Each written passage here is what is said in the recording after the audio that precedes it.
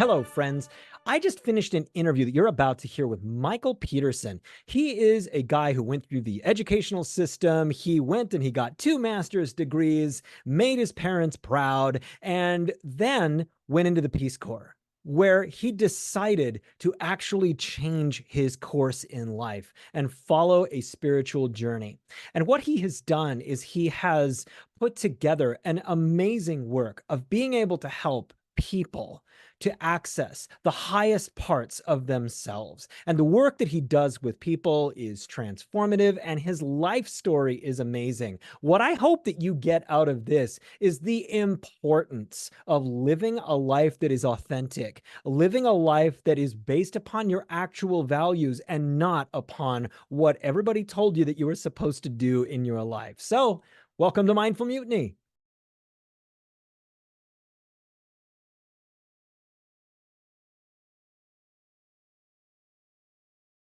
Welcome to the Mindful Mutiny podcast. I'm Jeremy Van Wert, CEO and transformational coach. I help professionals like you dedicate as much time to yourself as you do to your work by transforming your life through forming a strategic plan for your life, future, and goals. Mindful Mutiny is a podcast about people who thoughtfully rebel against the status quo and pursue their highest potential. Please don't forget to like and subscribe to this podcast wherever it is that you are listening, because that helps us grow. And today, we're going to have a wonderful conversation with my guest, Michael Peterson. Michael, welcome to Mindful Mutiny. Hi, Jeremy. Thanks for having me on. Michael Peterson is an approach coach, transformational guide, and ceremonialist dedicated to guiding individuals on a path to self-discovery. Drawing from his extensive experience and wisdom gained from journeys to Peru's jungles and mountains, Michael offers a unique blend of traditional coaching and ceremonial frameworks. With a firm belief in true healing and lasting change, he empowers others to break free from old habits and rediscover the magic of life. Through gentle yet effective methods, Michael facilitates personal evolution, instilling confidence, capability, and support. One transformative journey at a time. Explore the extraordinary possibilities of life with Michael and embark on a journey of deep self-discovery and profound transformation here on Mindful Mutiny. So with that huge mouthful, Michael, tell us what you do. So, to put it very succinctly, I help people transform outdated ways of being so that they can blossom. And so And and so with this whole idea of what it is that you do, outdated thinking, where do people generally learn these things? well, it's not just outdated thinking, it's outdated ways of being as a whole. And so we, from the time that we're born, are operating in families that are part of communities, that are part of societies, and we are getting fed and trained in what it means to be a responsible citizen of that community, of that family, how we can show up. And if we're lucky, um, many of us have a ecosystem that is made purely out of love and wants us to blossom exactly how we're meant to divinely. What happens more often than not is that as we go through life, we learn skill sets that help us survive. And they take us from point A to point B, but eventually we have to change what we're doing in order to take the next step. I forget who said the quote, but we rise to the level of our failure. Mm, Um, mm. and so when we start failing and we reach what feels like the peak of our way of operating, and we're frustrated that that's our peak, perhaps there's some acceptance that there's things in life that we need to work with differently.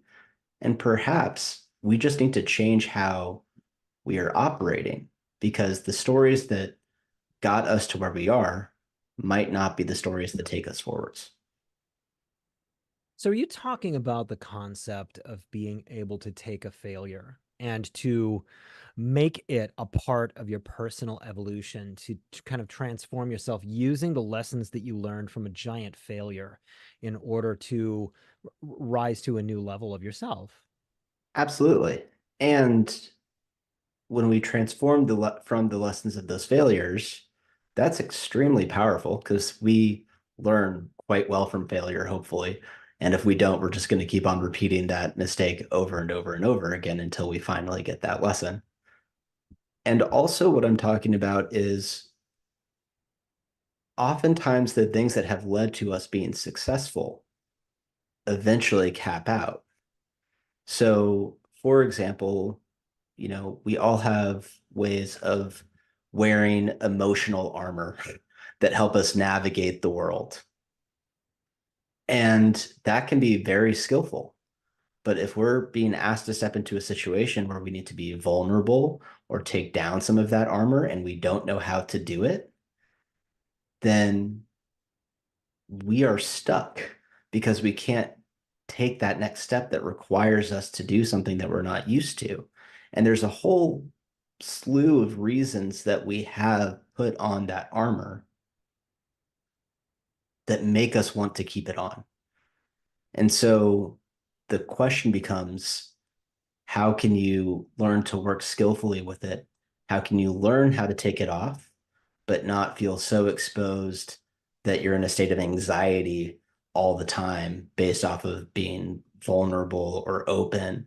How can we communicate skillfully and from a heart-centered place instead of just trying to control everything without saying, oh, the mind has no point? It's a very interesting dance in my view, at least. So deep in all of this, there is ego because we are constantly trying to guard ourselves against things that are negative, things that are humiliating, things that are embarrassing. And what I see is that there has come to be a way of living for so many people that avoids failure at all cost. And the avoidance of failure means the avoidance of really taking some serious risks that could lead to some incredible things. And so the avoidance of failure in itself and the clinging to security is something that generally tends to slow down or eliminate the growth of a person. Mm. And that in itself, because I see so many people, number one, that fail and learn from it, but number two, that fail and just absolutely can't get over it. Mm. It's a Failure is a potential gift. And if we consistently avoid failure, and to your point, we don't take those risks that might lead to us failing, it's fine. We'll operate within a very narrow bandwidth of our potential. And if anybody feels comfortable staying in that narrow bandwidth, that is totally acceptable because they're responsible for how they live their life. For me, the question is, okay, when I'm tired of how living in that narrow bandwidth restricts me from recognizing my full potential, how do I let go of all of these stories that stop me from taking risks, that stop me from looking at myself and what needs to change in my life? Because it is a risk to fully engage in life. Mm-hmm. You will encounter pain. Well, it most certainly is, and I hate to say, and I do tend to go back to this time and time again, is that I don't see the modern industrial education model truly teaching the real life skills of these kinds of things. And so they prepare you with the retainment of information in order to be able to kind of regurgitate that information. It tends to be low on the ability to critically think. And then when the young person, and I'm doing some coaching and counseling work with a few younger people who are just really meeting the real world for the first time, and they're coming out of having been exceedingly successful in their educations. And they're going out into a world that does not have the same framework for them, that they have become very accustomed and very successful at being able to navigate in an educational environment. And so they tend to get out there, they begin to experience real failure for the Mm. very first time. Not a D, but actually an I can't get a job, or I can't believe I have a bachelor's or a master's degree and I'm doing data entry or what have you. And their profound disappointment in the world that they have found is something that really rocks their world, probably because a lot of these narratives that you're talking about. Yeah, it is a hard thing to encounter failure. And when the real world slaps you upside the head, it's a wake-up call.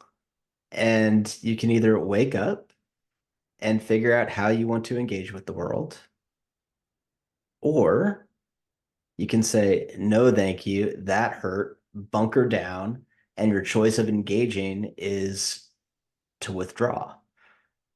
And so, the way that I think about this, the is like a flower. We all go through seasons of life.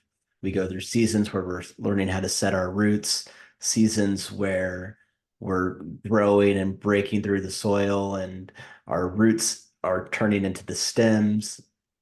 And then there's this pressure that comes in when we're right at the cusp of spring, and there's the potential to blossom. There's all this stress and pressure. And then if you can navigate it, it pops through into something beautiful.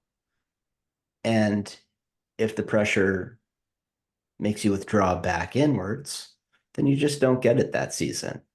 Maybe you don't have enough light, maybe the soil's wrong, something's going on in your ecosystem. But I want to live in a world where I get to see a whole lot of different flowers that are beautiful and doing what they are supposed to be doing.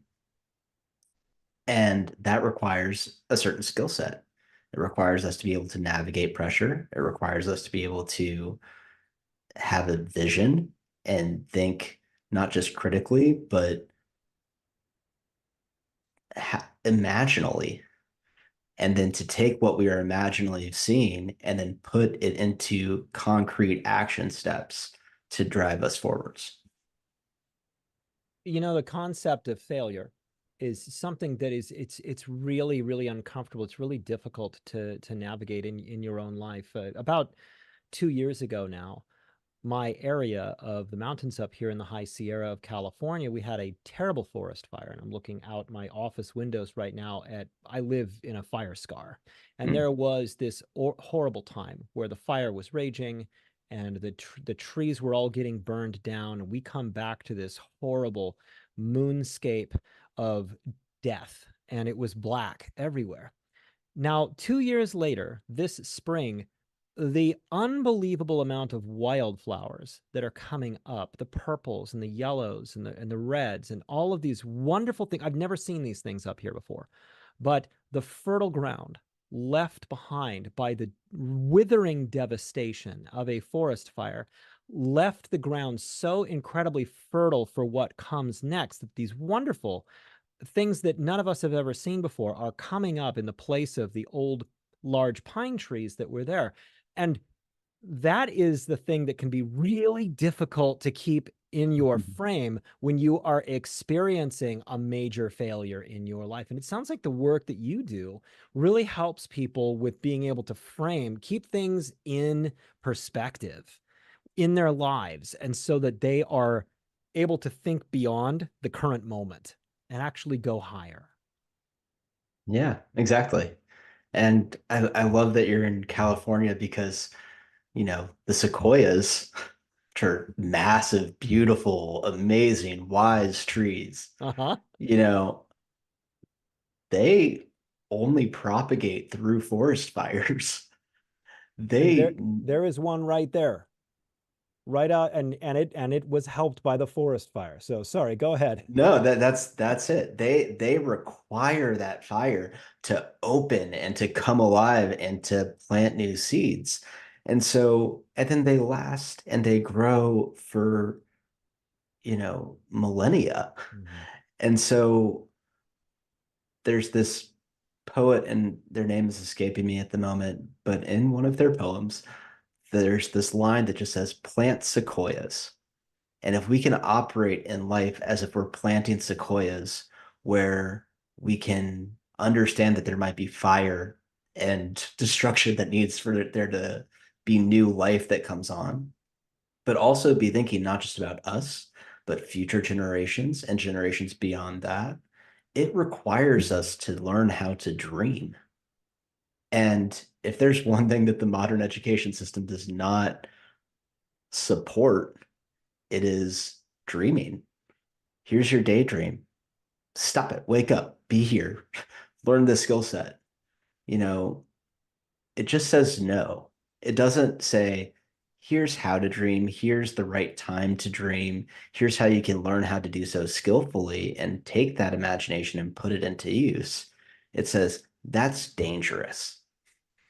And it's dangerous to the status quo. What if you're not, what if you are too busy dreaming to learn how to put these things into action? And I would put forth that the CEOs, the successful entrepreneurs, the creative artists that I know, if there's one skill set that they have really dialed in, it is their ability to dream something big and then to start taking the steps necessary to put it into action. So tell me how you work with people on building the skills to dream and then put that into action. Mm. So with everybody who I work with, we kind of start with one question, which is how do you want to be? And people get very thrown off by that question. Not everybody, but many. And I'll get a lot of, here's what I want to do. That's great, but it's not what I asked. What I want to know is, how do you want to be? If you were to achieve all the success that you want, how would that make you feel? How would that change your quality of life? How would you operate through life at that stage? And once we dial that state of being in, that becomes the compass. And when the compass is set, then as you're navigating life, you can see the patterns that come up with far more clarity and say, "Oh, this is the pattern that is getting in my way of being how I want to be or how I'm being asked to be by life." And once that pattern is identified, then we work with ceremony and shamanic energy medicine work to clear out not just the pattern and the imprint that's there or the energy associated with it, but with the affinity for it. We are developing an affinity for how we operate through the world. And if we don't get rid of that affinity, then eventually it comes back. And so if you've ever had a pattern that you've worked with over and over and over again, you make some progress and then it comes back, and then you make some progress and it comes back. I work with clients to get to the root of that and clear out the affinity as well. And what happens through that process is it's not that the affinity and the imprint is just gone, which is lovely because it is gone, but it's also that it transforms into something new and there's a treasure that can be found there. And so the way that I take people on these journeys is set the compass, explore the terrain, bring what you find in the terrain into the vessel of transformation, and discover the treasure. It's fun. And if people aren't having fun with their own transformation, I found that it's just a slog and you're staying in the dark night of the soul forever and you're constantly judging yourself. Mm. Have fun with your transformation. Go on the journey. There is a call for you to step into how you are meant to be. Do you accept that adventure? Yes or no? And you talked about disappointment earlier. You know, this all stemmed from my own disappointment. I went through a journey where I got I was that person who went through the traditional educational process. I went to undergrad, worked for a while, came back, got my MBA and a Master's of Science in Public Policy. And I was looking around saying, not only am I not happy, but everybody around me who's getting these great jobs from the status quo perspective is also not happy. So it's not the job that makes you happy. It's not the money that is associated with the job that leads to a fulfilling life, although these are all great things to have to be resourced. But there's something missing. And so I went on a very long journey to explore what that was. And when I came out of that journey, what I was sitting with was people just want to be real. And the world wants them to be something else. The world is full of people telling you, here's how you should be. Here's the solution to your product. As most salespeople, they're trying to sell you a solution to not just a problem that you have, but then you buy into the culture, you buy into an identity, and you grow from that. I want to understand what you want your identity to be and then support you in cultivating that. And so it's a very gentle approach. And I say, look, you want to be real and you want to live in flow. Being real means that you're relaxed, you're engaged, you're authentic, and you're loving.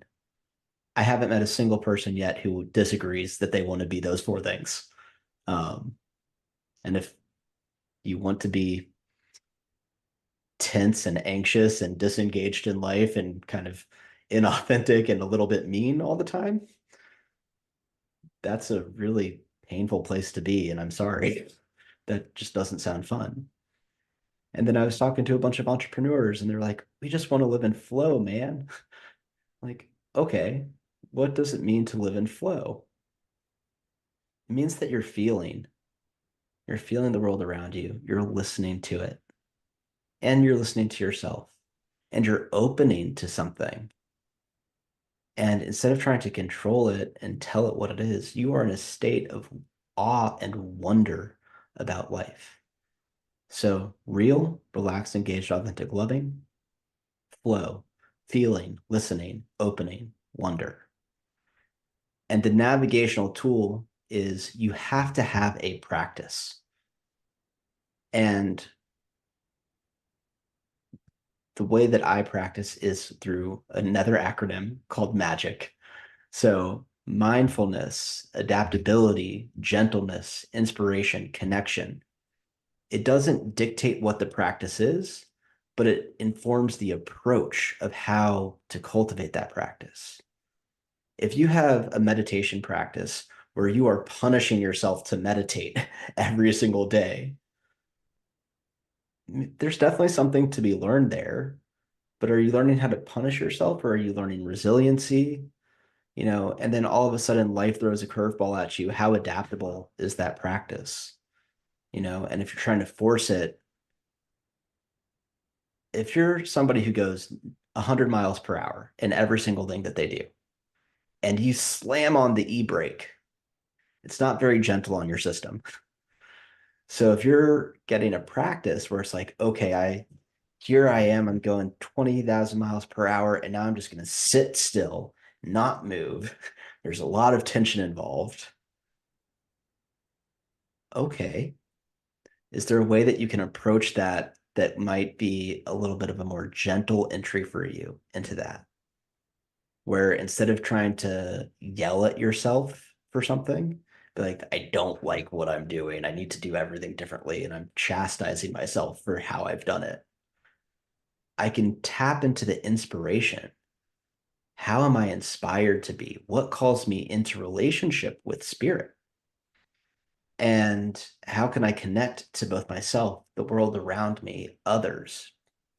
And so I work with people through traditional coaching practices and mindful interviewing and other things like that to help explore what those practices are once we know how they want to be.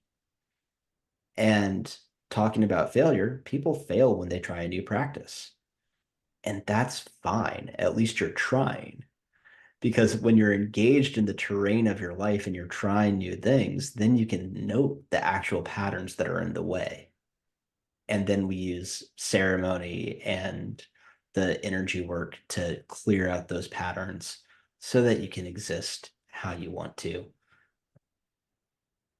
Can you talk about the ceremony and energy work that you do? Because everything that you just said, when you're talking about changing long held patterns, those are energies that we take in, maybe energies that we've picked up from things around us, but you help correct energy that may not be completely focused, as I'm understanding. Focused and energy that just it's in the way, it's chunky. So my background is a long, long time, well, a long, consistent time of studying shamanic plant medicine. And then I was recognizing, as was one of my teachers, that there were still these other patterns that were around. And Alberto Villoldo, who runs the Four Winds Society, has a shamanic energy medicine training program that is focused on getting to the root of those. And so when we're having ceremony, the process is called an illumination process. And what we do is there's I'm unsure how familiar your listeners are with our energetic body. So we all have an energetic body and we're mostly familiar with the chakra system, Yes. but it's not just the seven centers of the predominant chakra system. We have this toric field around us, and it looks like a giant donut, and we are the center. It's a torus, is the geometrical shape of it. And that's our luminous energy field. And when we're talking about energy work, the information that's in that field gets passed down through the chakras, and the chakras act as a translation point that then informs your body. So when we're talking about even injuries that you get, if you break your arm, there's a great joke. If you go break your arm, go see a doctor. Don't go see a shaman. Have your arm set. But then maybe talk to your shaman or energy practitioner about what was that pattern or thing in your life that called in the experience of you breaking your arm. And so what we do in the illumination process is we work with the chakras to see what is off in your system at the moment. Where is there stuck or stagnant, dense energy? And by accessing that through the chakra system, clearing out the dense energy that we find there, and then filling it with pure divine light, that pattern is illuminated. And there's an entire process of dialing in what is the pattern so that you can feel it first, even if you can't name it, you can feel it, and then it gets transmuted. Does that answer your question? Yeah, I think that it does. So, for the benefit of our listeners, I'm really interested in how your work actually would, be, with me as a test subject here, because I know that I've got some energy wrapped up in some feelings that I've had over about the last year and a half. And how would you help me with things that I know I need to let go of? Mhm. So we'd start, we can do a little micro coaching session to Sure. identify what those are. And I just want to point out for your listeners as well that, part of the human experience is having challenging emotions. We are not here to pull out, and we can't get rid of the process of being human. What the patterns and imprints are, and we'll explore this with you, Jeremy, is these really outsized reactions to what's still going on, or things that fester and sit. for longer than they are. And then they turn a little toxic within our system. So what I would start with for every session that I do is I open up my Wiracocha, which is I reach up from my heart to my eighth chakra above my head, and I call in my higher self, my guides, angels, archangels, ascended masters, beings, the lineages that I work with, helping and healing spirits, setting the strong, strong intention that I might be the hollow bone for spirit to work through. And then I would extend that Wiracocha over you, Jeremy, calling in your higher self, guides, angels, ascended masters, beings, the lineages that you work with to help in this work. And what that does is it does create the sacred space and sacred container that we're working in. For reference point, I've already called in the directions in my own space. So I've oriented and have a way of navigating the space. And then I would say something along the lines of, okay, Jeremy, in this micro coaching session, what is it that you would like to work on? I think that I would like to work on letting go of old energy so that I can fill that space with the energy that I need to look forward, bright and happy and ready for what comes, having let go of old failure. Mm. What's making you hold on to the failure? Anger and resentment. How is that anger and resentment serving you? Makes me feel right. Mm. Tell me more. I think that I understand very well something that was done to me that was duplicitous. And that has led me to I can't stop thinking about it. I can't stop ruminating on it. Mm. I know that it's not serving me, but it is something that I just can't stop thinking about.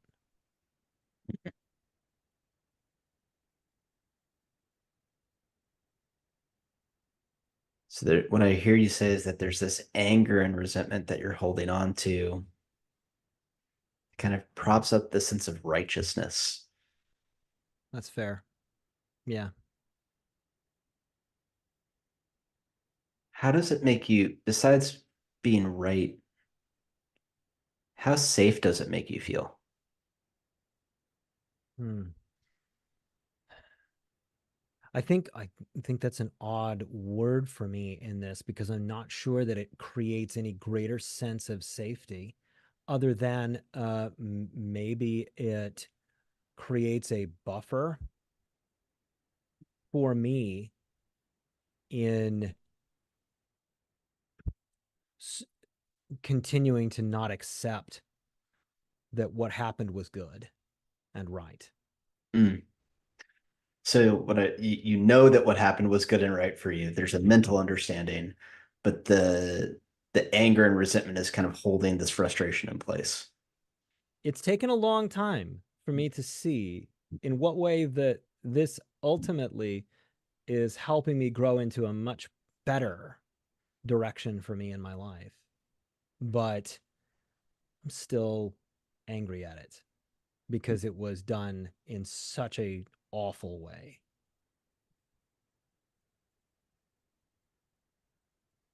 I just want to acknowledge that when something is done to us and it's mean or awful or duplicitous, to use kind of one of your words, that it is painful. Are you ready to let that go? Yeah. And I say that sincerely because I want to, and I've struggled to let it go. I know it's not serving me. I know that it's not good, and I understand the importance of forgiveness on multiple levels. Mm, I have a hard time resetting the pattern, resetting where I need to be thinking. And yes, I'm ready to let it go. yeah. So for all you listeners out there, this is this is a great example of an imprint. That anger and the resentment that feels compacted, and you know it's there. You've worked with it for a long time, and you've reached a point where you've tried to let it go, and it just hangs on out. Yeah. Yeah. Can you feel that anger and resent? Can you feel? Let's even just take away the label of what it is. Can you feel that energy in your body? Yes, I can. Yeah. Cool.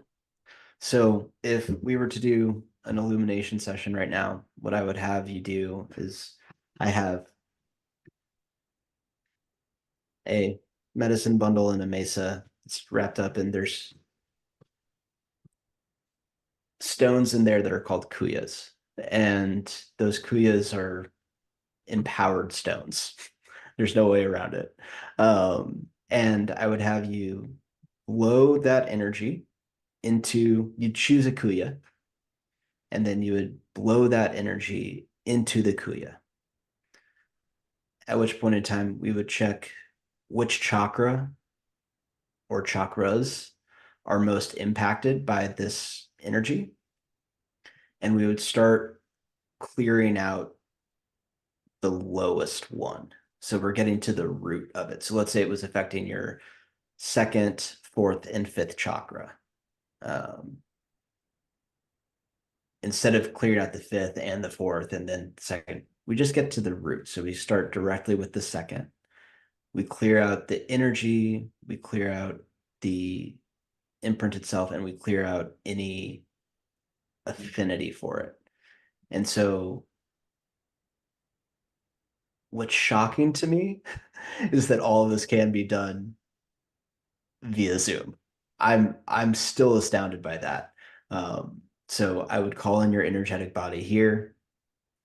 I would put my hands on some specific points on the back of your energetic head and help you drop into your body.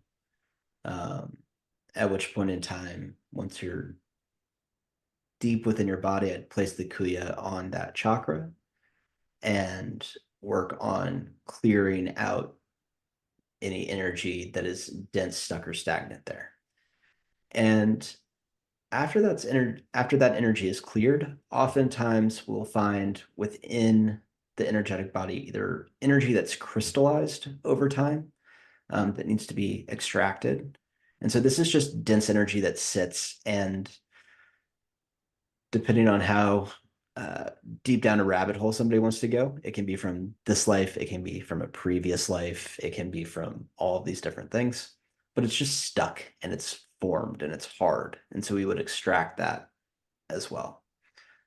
Or there might be a cord that's keeping you and maybe the person who injured you, so to speak, or who caused the hurt intact. And so there's a way of relating that's no longer healthy for you. And so we could cut that cord. Um, there's also things like feeding tubes, which suck energy out of us. And there's a variety of things that can happen. But the way that I work with clients is that over a course of 4 or 5 illumination sessions, it's like we're peeling back layers of an onion bit by bit by bit. And then there's coaching in the middle to really explore what's going on and to help put support around how are you taking this forwards in your life? Okay, if you weren't angry anymore, Jeremy, how would that impact your life? I mean, that's a valid question. Hmm. Well, I wouldn't be weighted down by the constant rumination and thoughts, and I wouldn't be wasting that energy. And it would unlock greater creativity and higher energies. That sounds great. And I would say absolutely. And there's probably some other ways that it's impacting you that may or may not be fully conscious, you know? So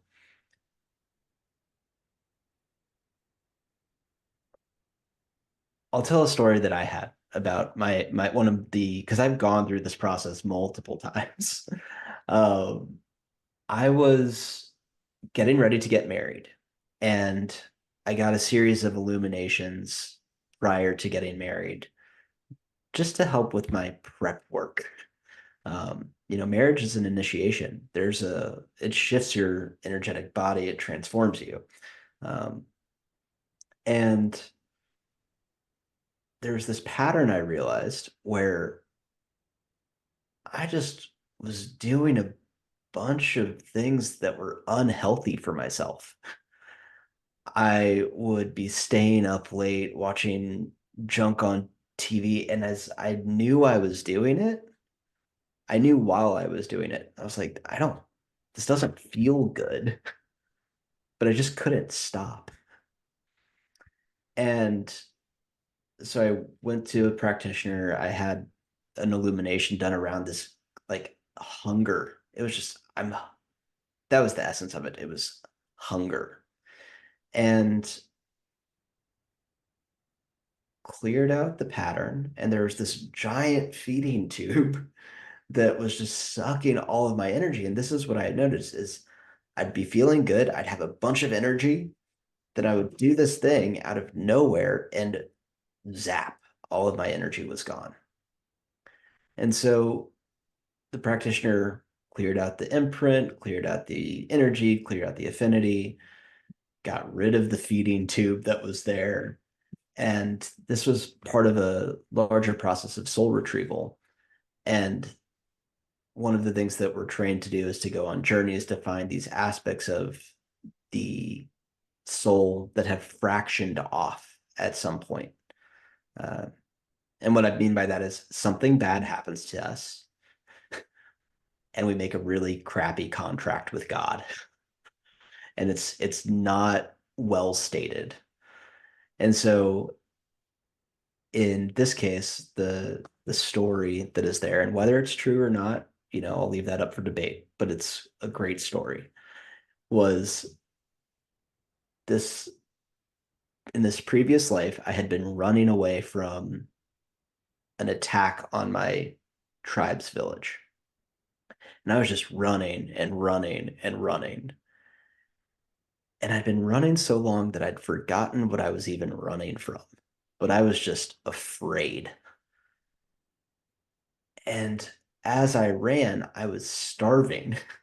And so I was just grabbing whatever was around me and throwing it in my mouth with no cognizance of whether it was healthy for me, bad for me. It was not fun. And the contract that I had made as I was running and exhausted and tired was I am so hungry that I will eat anything, full stop. And that applies to all of life. It's I'm so hungry for happiness that I will find any way of being happy. I'm so hungry for connection that I'll find any way of connecting. I'm so hungry for success that I will do anything that can lead me to success. And that led me to be out of integrity. And it caused all these cycles of build up energy, I'm doing great, crash. And so I had to rewrite the contract. I had to burn the old contract. And what's great about soul retrieval is that the part that breaks off is the healed part. So it's still out there. It's learned. And we're just stuck with the wounding, but it's watching and waiting till it's the right time to come home. And, you know, the part that came back was wise and it knew how to be discerning and discriminating about how it fed itself.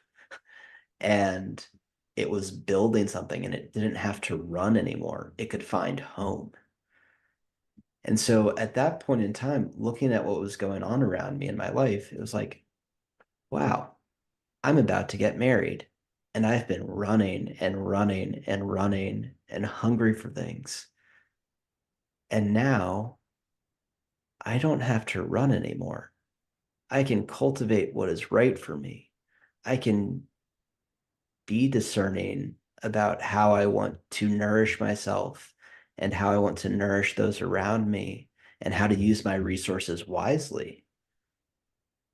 That was a great skill set to have going into marriage. That being said, that previous skill set of I know how to eat anything and I've learned how to digest anything and just run and run and run got me through a whole bunch of crap in my life. It allowed me to keep going for a while. And so this is what I mean when I say that it's not that the ways that we are acting or our ways of being are bad. It's just that they no longer serve us. It was great that I knew how to keep going when everything blew up in my life and I was 14 and I was like, what's happening? Gotta feel like I gotta run. But when I'm getting married, that same skill set isn't supportive. If I'm constantly running away and scared to engage in family, how do you think that might have played out in a marriage? I'm glad I don't have to find out the answer to that. You've gone through such an amazing transformation. You've got two master's degree, public policy and an MBA, and this sounds like something that really was a big change in the direction that you were taking in your own life. And so what do you do? Do you kind of quit a corporate job and go to Peru? Like, what do you do? It was a little quicker than that. It Um, was quicker than that. it was quicker than that. So my my journey started when I was 14. And my father committed suicide. Oh my And God. I said, you're 14, you're a boy, your dad committed suicide. You're at that like very interesting age where there's a lot of transformation happening, or at least I was. Um, and I was going through confirmation at the Presbyterian church at the time. And so I kind of hit this major pause button and I said, I'm not going to get confirmed. I don't know what's going on in life. I don't know what my relationship with God, spirit, the universe is. A bomb just went off, and I have to figure out how I want to deal with it.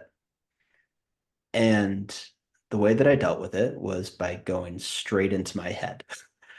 I tried to study and figure out all of the different types of philosophies and got really into existentialism for a while and was like, oh, great. And I liked the existentialists. They were better than the nihilists. It was Yes. like same philosophy, but different end results. It's like life has no inherent purpose. Therefore it's meaningless. Or therefore you can choose your own. Um, and at the same time, I was trying to make the ghost of my dad happy, Yeah. trying to live up to some sort of expectation that I felt. And I think that we all can feel this expectation sometimes of how we want to or are supposed to operate in the world. And so I got my undergraduate degree and went into the corporate world for a while. I started off working for AmeriCorps, doing public service work out in California, and then went into healthcare technology stuff. And that was great, but I knew that I wanted to get my master's degrees because my dad had an MBA, my mom had an MBA. I was like, I think I'm supposed to get an MBA. It's in the Uh, DNA, right? it really is. And so I applied to Carnegie Mellon, got in, and also had this rebellious streak. And that came out by saying, well, I'm not just going to get an MBA. That would be too much of the same. So I'm going to get a second degree at the same time. And my focus was on social entrepreneurship and public policy and how can you bridge business for good with policy that supports it. And by the time that I was done with that program, I was exhausted. Yeah. Um, and I saw everybody getting these great jobs, and I was like, yeah, I get it. It's just I'm tired and people aren't happy. But my plan was to join the Peace Corps, work for 2 years doing social development and small business consulting, and then transfer that experience back to the States and apply to a company like Bridgespan Group or one of the social impact consulting groups, where I was like, at least I'll have fun puzzles, but I can feel good about them. Um, and that's what I did. Except in preparation for Peace Corps, I said, I need to get better at Spanish and I need to take care of my body. All the free networking events in grad school are just wonderful excuses to get free alcohol. And I went down and I went to Peru, I went to Guatemala. They speak Spanish really slowly in Guatemala. It's a great place to learn. There's tons of yoga teacher trainings. I also did some natural building and permaculture studies down there. But one of the first things that I did, actually the first thing that I did, was sit with ayahuasca. And I said, I was just in this place where I knew that I needed some healing around these things. And I dabbled in plant medicine before, some mushrooms and psychedelics, and had some great experiences, but none of it was in a ceremonial context. Right. And so I went down and I found these practitioners who really resonated with me. They were mestizos. It was a mix of indigenous with the Spanish who came in. And so it's a mixture of traditional Amazonian wisdom with more of the Spanish Christian background. Um, but then they were also students of Buddhism, specifically Tibetan Buddhism and uh, Kashmiri Shaivism. And all of this just really resonated with me. I was like, it's these guys. I sat for a ceremony, nothing happened. I said, okay, that's slightly frustrating, but Of no course. worries. Second ceremony, nothing happened. And I was like, I talked to the practitioner. I was like, hey, I'm pretty sure something's supposed to be happening. And I've had experiences, so I know what a change in my consciousness feels like a little bit.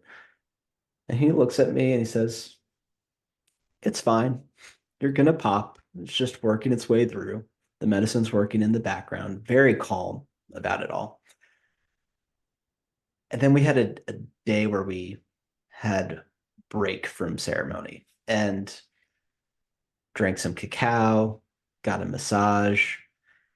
And in the middle of my massage, all of the medicine starts hitting me. I'm like, oh, this is a lot. And I'm crying and I'm trying to figure out what's going on. And the masseuse is there being like, there's a lot of energy around you right now. I said, I know. Thank you very much. Um, and then we went into the third ceremony. And in the third ceremony, I'm sitting there and I'm meditating and I've kind of got this visualization happening. And all of a sudden, this giant eagle swoops down, grabs me out of my what I thought was just me visualizing it, and we start flying higher and higher and higher and higher and higher, and then pop. And I had a really lovely experience, um, essentially watching consciousness play itself into creation. And while I was there and having this experience where it was like, yes, you have to dance to the beat of your own drum, and here's how you can navigate skillfully. There's this really heavy energy that came in, and I recognized it as my dad. I can't tell you how, but I was like, it's my dad. And I was like, hey, you can hang out. Glad you're here, but I've got to be over here dancing and doing my own thing. But just be there. Um, and it kept on getting heavier and heavier and heavier until eventually I said, I can't do this anymore. I can't hold on to this. Mm. And as soon as I got to that point, the entire right side of my body, which is the archetypical masculine side, turned into tears.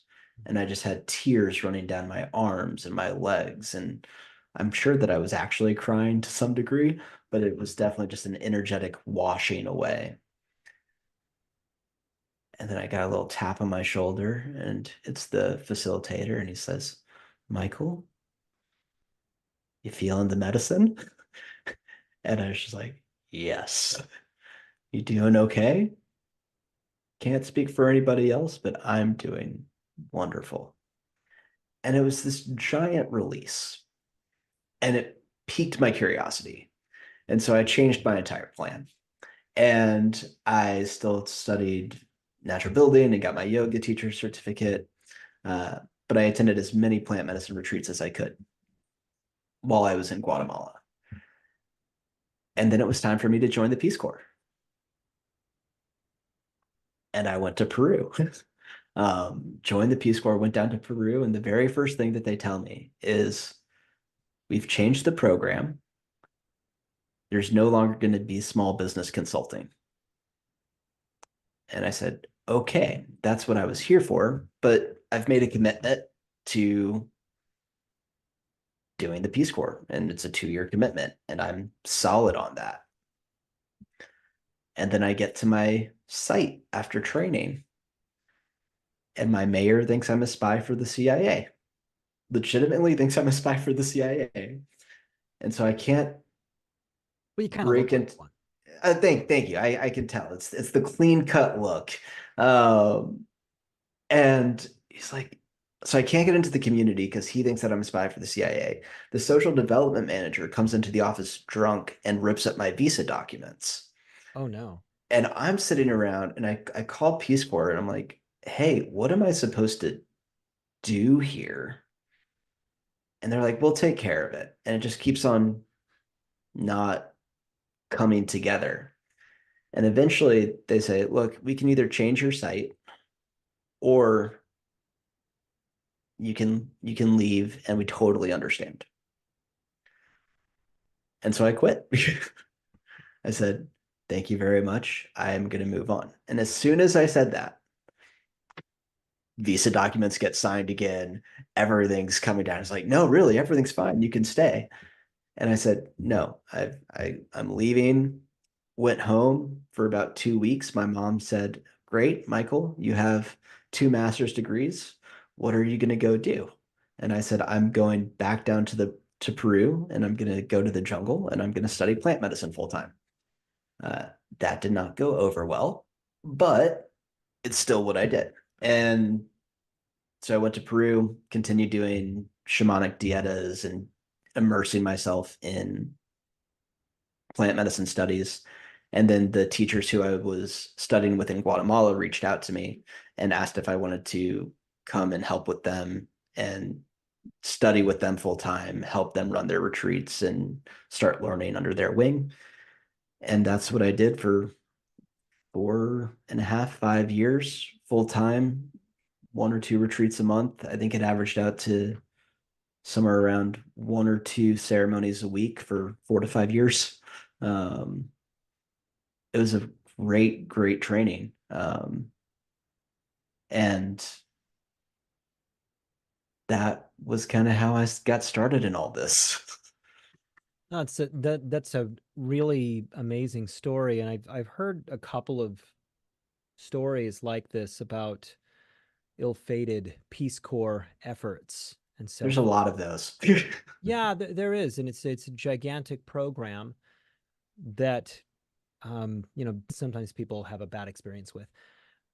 But your experience with ayahuasca and getting more and more into the work, the spiritual work of this. I'm going to be doing ayahuasca for the first time about a month and a half from right now, and I'm both excited and terrified at this. I walk in with no illusions about how serious this sort of thing is. And I know that the practitioners that I'm going to be working with are people who are well trained and who are from the correct pedigree and so forth. It's also something that, I don't know, there's a perception out there that sometimes ayahuasca can be taken a bit casually in the world. And can you talk about the transformative way that this changed your life and what it is supposed to be in the life of a person, and how it is really supposed to help enhance who it is that you are, where you're going, and your spiritual walk? Mm. There's a couple of questions in there. Yeah. So, and I don't have an answer to all of them for what it's worth. I would say for me, it transformed my path by really helping me gain an understanding and awareness of the unseen world. And I mean that in terms of both the interior, unseen part of myself, where I could go into my own emotions and feelings and learn how to navigate with them skillfully, but also the unseen world externally.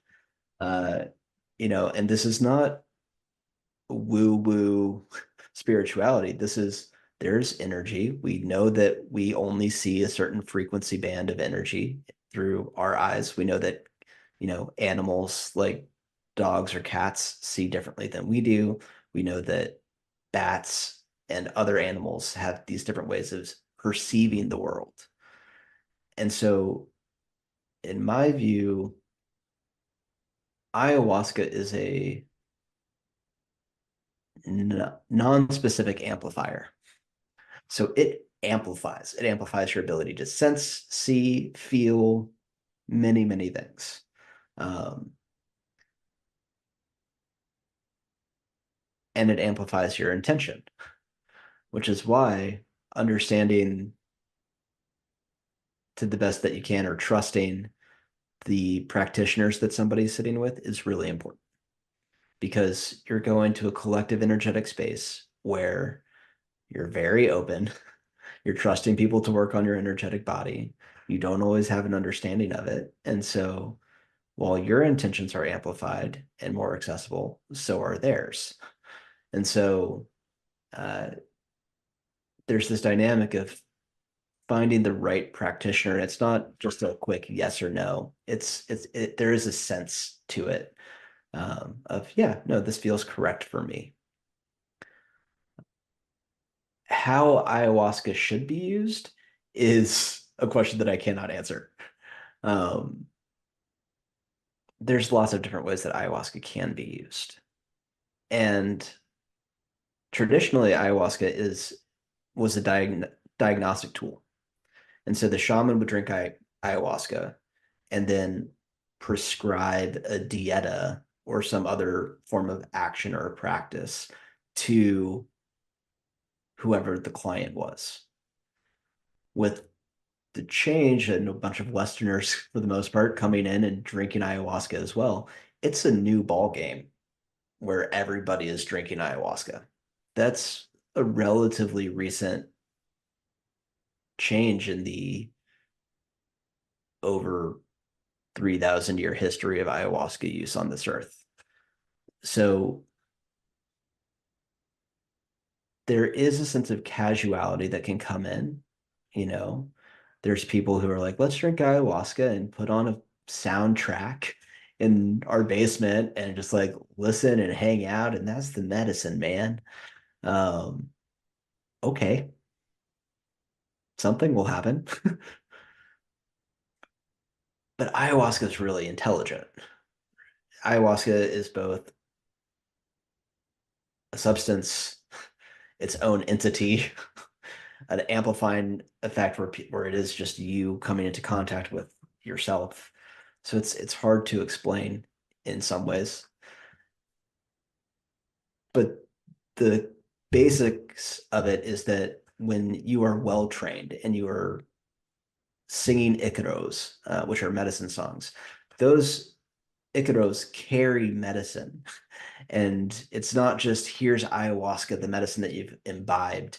It's the medicine of the Ikaros, the medicine of the space, and everything that's being funneled in. And so when you just put on a playlist in the basement, the way that the medicine operates is very different than if you are sitting in a circle with trained facilitators who are singing Ikaros and working with that medicine consciously and knowing how to keep things moving and clearing out and clearing out and clearing out. And so, from my viewpoint, the best way to work with ayahuasca is through a lens of pura medicina, pure medicine, where it's healing, cleaning, connection with the divine. That's the basics of it. Um, but that's a contemplation that takes a long time to sit with. What does it mean to act in connection with the divine or to connect with the divine? What does it mean to heal? When you're talking about holding that frequency and learning how to either facilitate that is a different experience than learning how to receive the lessons that the medicine is giving you to navigate through the space of your life.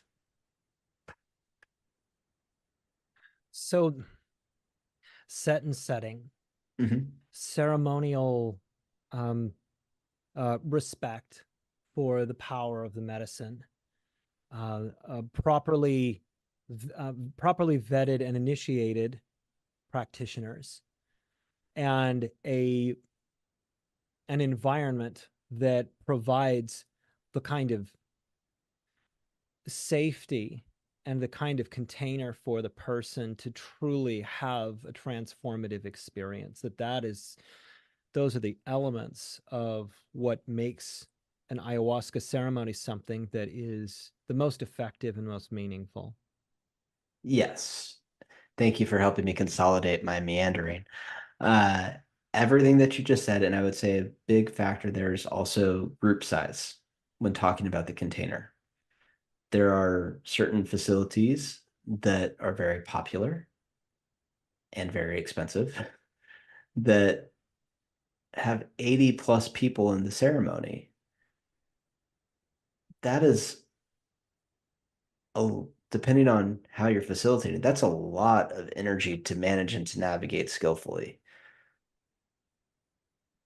Personally, I like ceremony sizes between, if they're like bigger groups, between 8 to 20, and really love that sweet spot of like 12 if there's a bigger group. But working in even smaller groups of 5 or less and getting customized work is even, I don't want to say it's better, it's just different. And so some people are called to find a ceremony space where it is 80 people.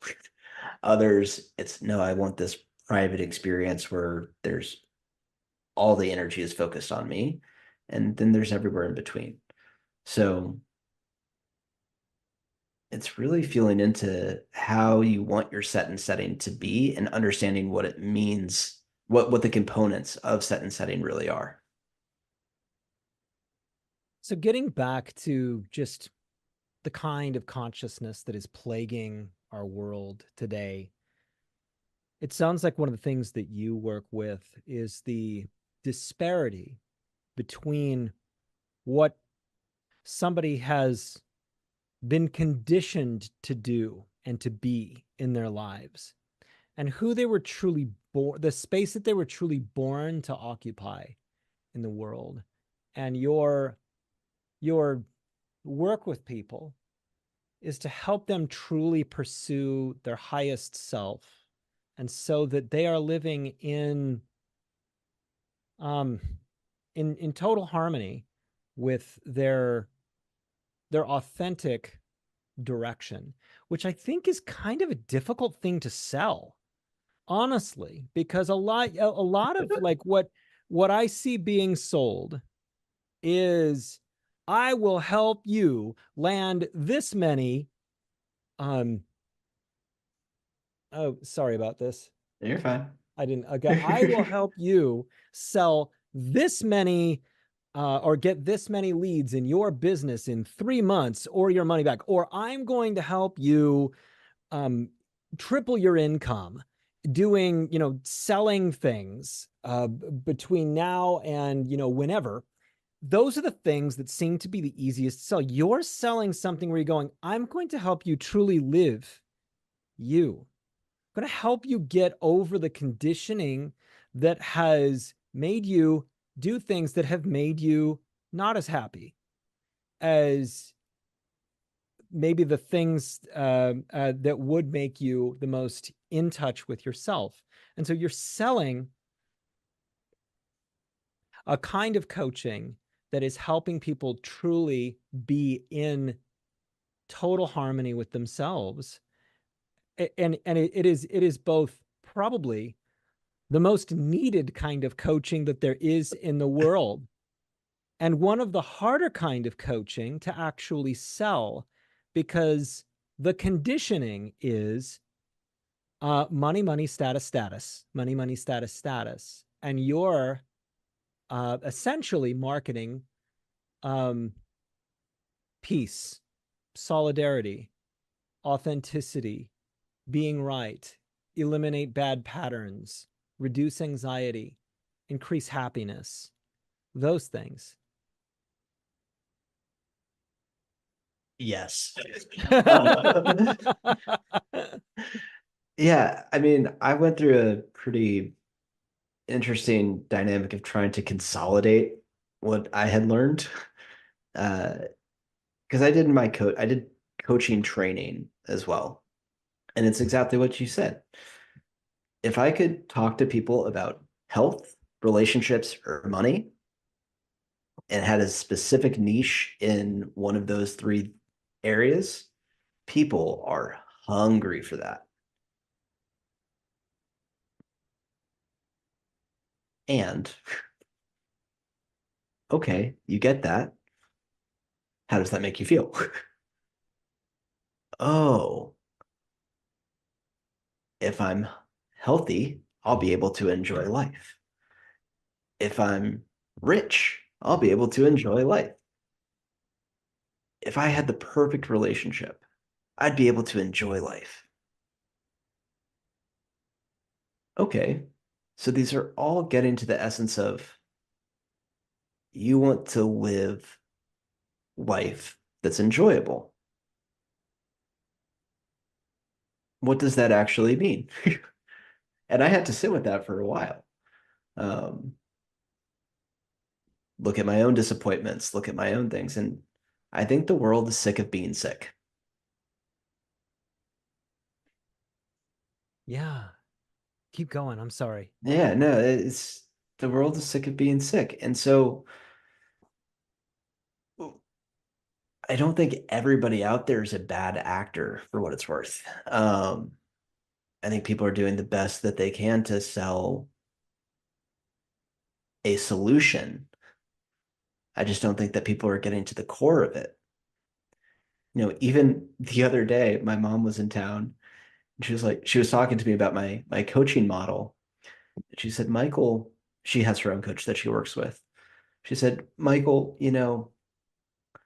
my coach keeps me around and like there's a way of filtering into their ecosystem so that I can stay and have consistent coaching all the time. And I think as a business model, that's fantastic. From a human standpoint, it's terrible. Mm. Mm-hmm. My job as a coach is to coach myself out of a job. Uh, I want you to be empowered enough that you don't need consistent coaching, but to also know that when you need some support, it's there. I don't do non-timed coaching containers. There's a limit. We take all that energy, we put it into a container, something gets transformed. What people are getting sold is here's the solution. It's empowering yourself through mindfulness, or it's empowering yourself through writing the perfect resume or getting the perfect job, or here's how to be a better lover, or, you know, choose the solution that's being sold. And you're buying the system, you're buying the beliefs about it, you're buying the hope that it can solve your problems. Maybe it works, maybe it doesn't. There's some great stuff out there that can be absolutely life changing for people. And so I'm not going to poo poo all of the different products that are out there. That would just Sure. be Sure. obnoxious.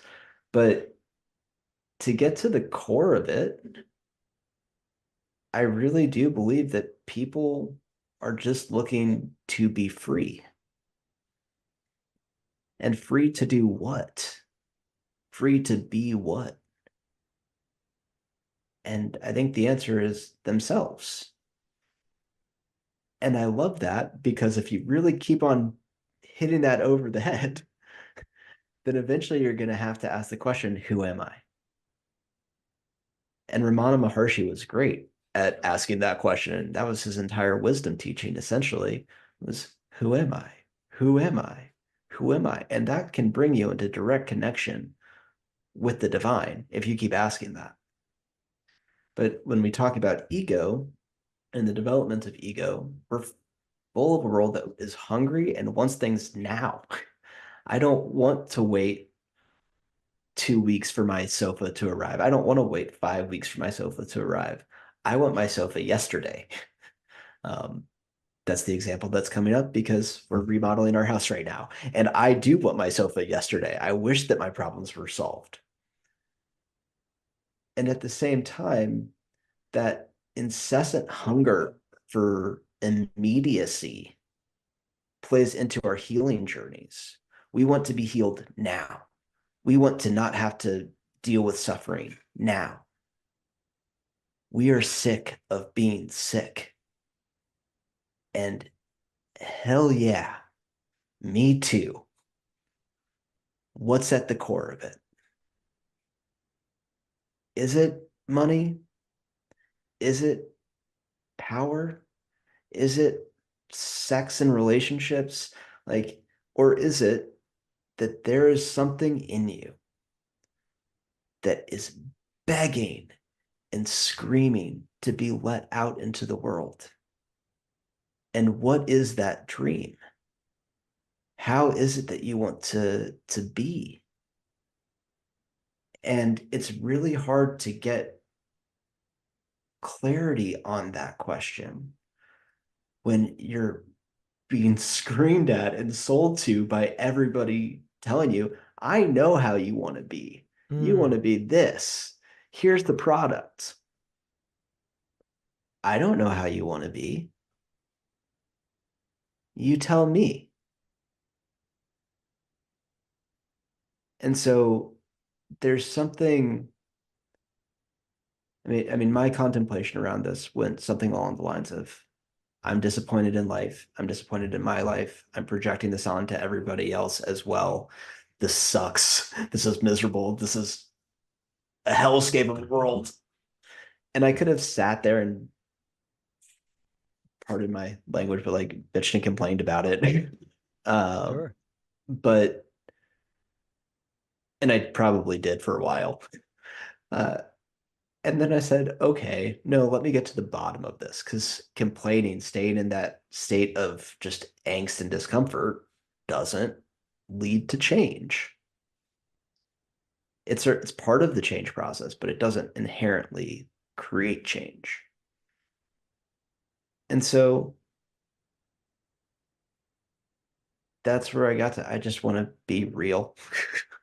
I want to be relaxed. I want to engage in life. I want to choose to engage in life, but I want to do so authentically and lovingly. And if anybody wants to come on that ride, I'd love to hear what it means for you to authentically be you. Because the world that I want to live in, I want to live in a beautiful world, Jeremy. And for in my perspective, for us to live in a beautiful world, we all need to blossom. We all need to be empowered because unless all of the individuals are empowered, everything else is going to fall apart. If we have partnerships that aren't made with between empowered individuals, it's codependent and eventually they're going to fall apart. Yeah. And if we have businesses and like small teams that are made out of codependent partnerships and people who aren't empowered to just be them, those businesses are going to fail. And then the networks and society and the system, it's all going to fail. And a lot of my understanding is definitely influenced by my study of the gene keys and human design and these other systems that speak to some of this. But at the core of it, it's that if I had one prayer for every single individual, it's that they would be able to blossom how life wants them to, that they could live their dharma without being weighted down by their karma. And so I figured I'd give it a shot and create something that helps people do that. And there's a marketing company out there called Story Brand that you may or may not be familiar with. I am. Yeah. Yeah. And, there's pros and cons to every system, but there's something within them that I really appreciate, which is they use the hero's journey as their main dynamic. And one of the first things they say is that your client is the hero, not you. So, in all of the coaching and all of these things, who's the hero? Is it your coach? Is it the product that's the hero? No, it's you. You are the hero of your story. And my job is to be a guide. And it's not to guide you to be exactly where I am or to live my story, but just to guide you and provide some assistance as you go through your terrain, your story, your challenges, and to occasionally say, like, hey, I know that rock. We should go this way. But to walk with you hand in hand until that skill set is more solidified so that then you can go forwards on your own, knowing that if you do need help, I'm right down the road, Zoom call away. So with all of this, and I love your incredible focus on the person being the highest form of themselves. You work both remotely and in person with people. I know you have a few things that are coming up. Yeah. So in terms of the online stuff, I offer a variety of journeys that people can book really whenever they're called to go on this journey of self-discovery and would like some guidance and support with it. They can find me at my website, www.alchemyshift.com. In terms of in-person offerings, I do offer in-person ayahuasca retreats, and all of those are international and places where ayahuasca is legal. So our next retreat is coming up in November, and it's called the Dance of the Sacred. And it's based off of the very simple concept that everything is sacred. And that if we were to remember that everything is sacred, including ourselves and our lives, we would operate very, very differently. And that retreat blends together some of the mystery school teachings from the Gene Keys and the Seven Sacred Seals, which is a program and view of how our incarnation process works and our evolution process. and blends that together with plant medicine, movement, dance, sloths in the middle of the jungle on the beach at this great place on the Caribbean coast of Costa Rica, so that you can have a comfortable place to get a little bit uncomfortable. And then after that, there's some continued support options. Wonderful. Wonderful. And we're going to have your link in the description of this podcast so that people know where to go to get in touch with you. I want to thank you for your work with people and your strong focus, not just simply on the things that are quick wins for the coach. The coaching industry is full of plastic gurus and people who are selling get rich quick and all of this sort of thing. And the work that you do is work that is enduring, it's eternal. It is the kind of work that makes people more mentally well in the long term. You're not looking to simply gain clients, make the buck, and then move them into a forever program. Your focus is on the true wellness and the path towards just sacred peace inside of a person. And so I've loved my conversation with you. It's been thoughtful. And I love your approach to everything. So thank you so much for being on my podcast. Thanks for having me, Jeremy. Yeah, it's been lovely talking with you and getting your very skillful at condensing down these things and highlighting the major points. It's a privilege and a pleasure to watch. So thank you for having me on. Absolutely. And don't forget to like and subscribe to the Mindful Mutiny podcast. In a lifetime, there are more decisions than anybody can count. Living the highest form of yourself is the most rewarding thing that you can do. Make incredible, positive, risky, and bold decisions to be the highest version of you. Now go be something great.